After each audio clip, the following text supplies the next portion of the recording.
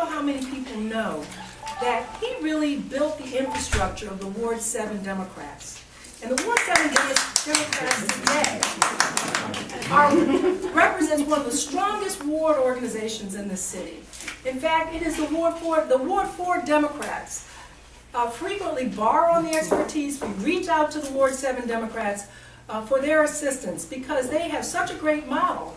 And in no small part, that's because of the contributions that Chairman Gray has made to the Democratic Party. So as your Democratic National Committee woman, as well as your Ward 4 Dems president, I just wanted you to be aware of those contributions and the importance of strengthening the Democratic Party in the District of Columbia. Chairman Gray has had a great role in that. We're very happy that he's here with us today and wanted to offer a few words. Chairman Gray.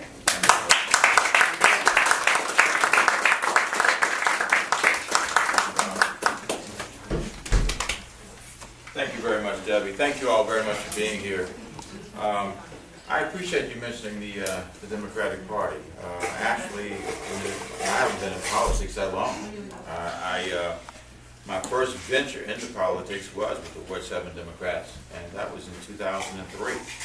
And we worked with a lot of people. I see Natalie Green, who's here with us, who's a Ward 7 resident and a stalwart in the Ward 7 Democrats. I never forget when we got elected, they said, here's the checkbook. And we got the checkbook, it was $111 in the bank. And the worst part was, we never got the $111. The treasurer had skipped town. It's a true story. And the bank would never give us the $111. So we actually had nothing. And over a period of time, over 2 or 3 years, we actually got the treasury of the Ward 7 Dems up to about $50,000. And that was as a result of the hard work of a lot of people who came together. And I think it's axiomatic. When people work together, you can get an awful lot done. And you have a lot of buy-in when people can see themselves in the product.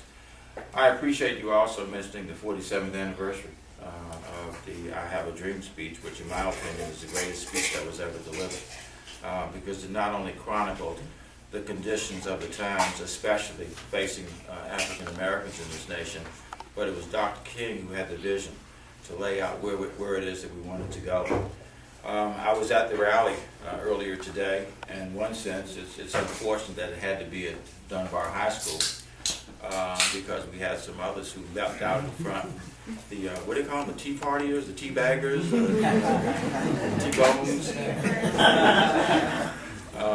They obviously captured the moment with the permit for the Lincoln Memorial, and the symbolism is very unfortunate. And that is, frankly, you had one group of people, at Dunbar High School today, and another group of people down at the Lincoln Memorial, when we all should have been together to celebrate America and to try to do what we can to move America forward. So I hope that in the aftermath of this, we can work to try to bring people more effectively together, because that's the only way America is going to realize the potential that it has. The other side, the upside for me was, it was great to be at Dunbar High School because I'm a graduate of Dunbar High School. And so to be there with so many people, I don't know how many people were there, but it was a huge crowd, stands. Anybody in here who was there? Okay. Okay, then it was huge, it was a throng, and there were people down on the field and whatnot, and a lot of speakers, people who spoke about the need to focus on education, which we all know, the need to focus on jobs. We have a horrific unemployment rate here in the city at this stage, 10.4%, 30+% out of work in Ward 8, 19% out of work in Ward 7, and the need to really focus some real energy and attention on getting people back to work. The council tried to do that. We put $4.6 million in the budget this fiscal year, and to my knowledge, this administration didn't spend one dime of that. And it's hard to fathom that. It's hard to understand that. When we have people, you go out on Martin Luther King Avenue on any day and look at the number of people walking around. You think every day is Saturday because so many people are out there, obviously out of work. So, we've got to get people back to work. And we had an opportunity also to talk about something else today, and that was the need for autonomy, the need for justice, the need for democracy to come to the District of Columbia. We obviously continue to face the reality of paying taxes just like any other state does, but not enjoying the benefits of that. One of the things that I believe is needed, there needs to be more outrage in the District of Columbia. You know, we stand around and act as if everything is fine in this city.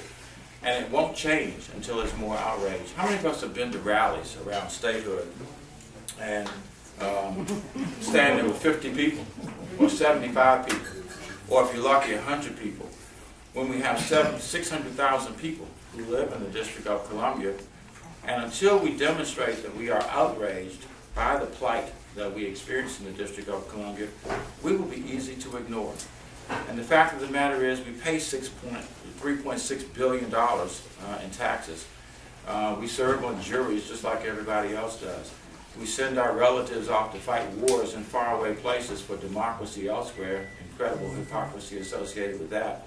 And then when people come home, they come home to second-class citizenship in this nation. So I certainly urge the people of this city, and I want to be in a position to help lead that effort, to stand up for democracy in the District of Columbia. Because, again, we're not going to get it if we stand around and wait. You can see what happened today at the Lincoln Memorial, that nobody is going to give us anything. It's going to have to be demanded, and I hope, as Dr. King says, the check doesn't come back marked insufficient funds, you know, at the time that we try to cash it. So, I'm delighted to be here. I'm delighted to be a part of this campaign. We have another 2.5 weeks remaining. In one sense, I guess we have 2 days remaining in another sense, since the voting starts tomorrow. There are days when I realized that this campaign started 4 months ago, and there are days when it feels like it started 4 decades ago. Because there's a lot of hard work involved in this. But let me just say this. I'm a native Washingtonian. I absolutely love this city. I love the people of this city. I'm a product of the public education system in the District of Columbia, and I will do anything I can within morally acceptable, legal, principled bounds in order to move this city forward.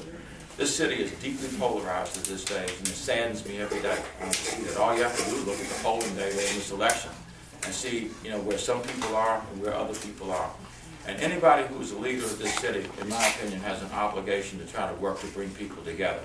Because we'll never have the best public education system. We'll never have the opportunity to get everybody back to work again.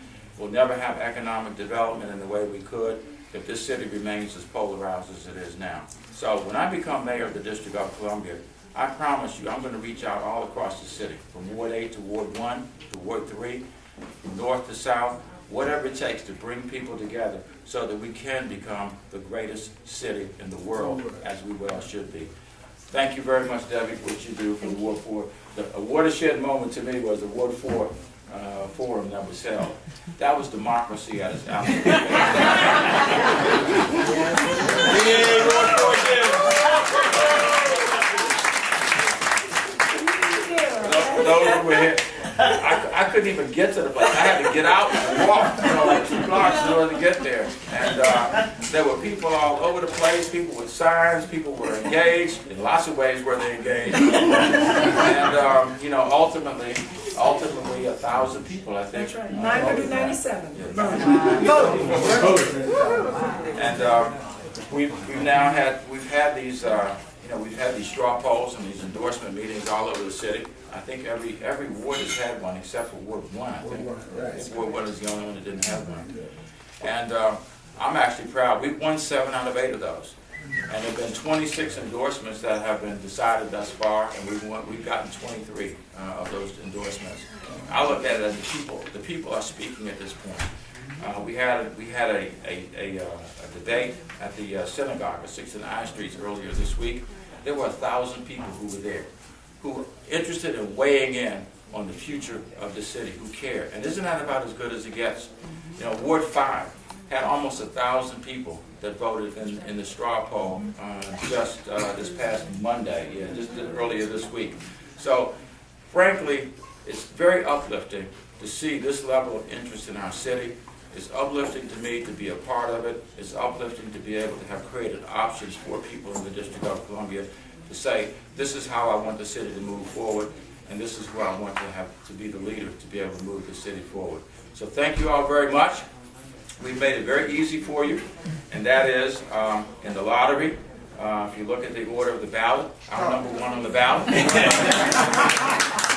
So you won't have to have eye fatigue. You just look right there at the first line, do what you have to do, and then go about the rest of your business.